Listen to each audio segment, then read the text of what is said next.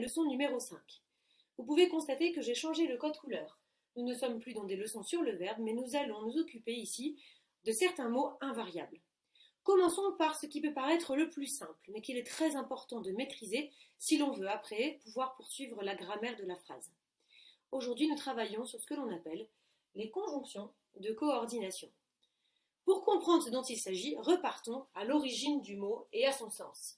Conjonction de coordination. Une conjonction, comme vous pouvez le voir, c'est un mot qui est formé à partir d'un préfixe et d'un radical.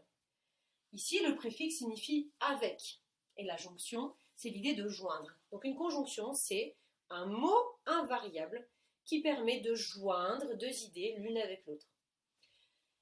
Une coordination. Dans ce mot-là, vous entendez le mot ordre. Donc le lien qui va être créé va permettre d'ordonner les idées. C'est très important de bien comprendre cette définition car il existe d'autres types de conjonctions.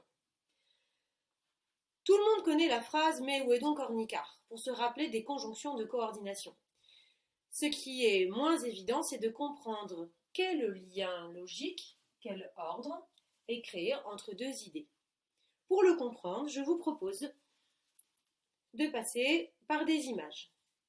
J'ai deux idées dans une phrase, une idée 1 et une idée 2. Je vais pouvoir les lier grâce à ces petites conjonctions de coordination.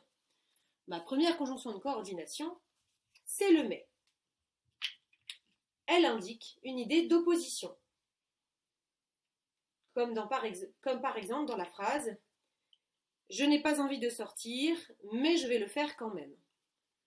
La deuxième conjonction de coordination, c'est le ou, que vous pouvez remplacer par ou bien. Attention à ne pas confondre avec le ou avec accent. Elle veut dire que vous allez avoir le choix entre l'idée 1 et l'idée 2.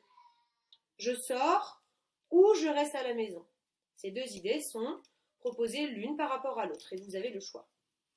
La troisième conjonction de coordination, c'est le et, à ne surtout pas confondre avec l'auxiliaire être. Elle veut dire que ces deux idées sont sur le même plan. Je sors et je prends mon parapluie. La quatrième conjonction de coordination, c'est le donc. Elle veut dire que l'idée 2 dépend de l'idée 1. Il pleut, donc je prends mon parapluie. La cinquième conjonction de coordination, c'est le or. Elle introduit une idée d'opposition, comme le mais, si vous voulez. Il pleut dehors, or je pensais sortir. Elle est souvent suivie par le donc. Elle veut dire que les deux idées vont s'opposer. La conjonction de coordination suivante a la particularité de s'employer de manière double dans le cas d'une négation. Il s'agit du ni. Je ne veux ni sortir, ni aller jouer. Donc elle s'emploie toujours par deux. Et ça, c'est important de vous en rappeler. Enfin, la dernière conjonction de coordination, c'est le car.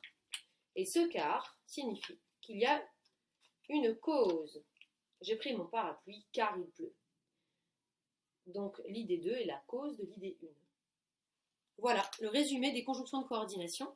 Maintenant à vous de savoir non seulement les employer correctement, mais de comprendre le lien logique qui existe entre l'idée 1 et l'idée 2. Voilà, merci, au revoir.